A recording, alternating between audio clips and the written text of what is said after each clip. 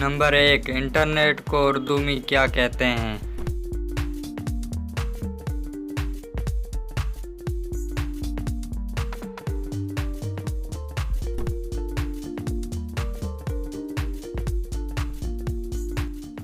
तारों का जाल।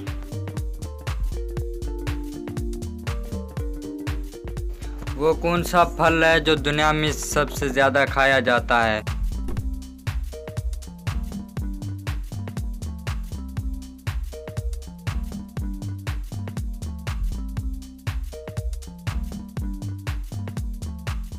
जवाब है टमाटर।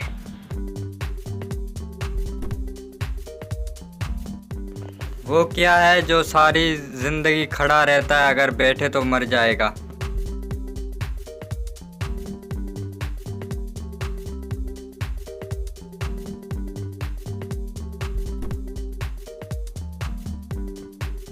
दरख्त।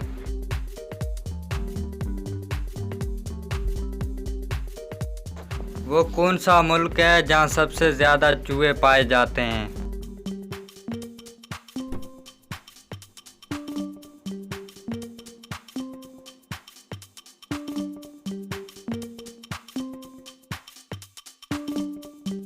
जवाब है कनाडा। वो कौन सा जानदार है जो दूध भी देता है और अंडे भी?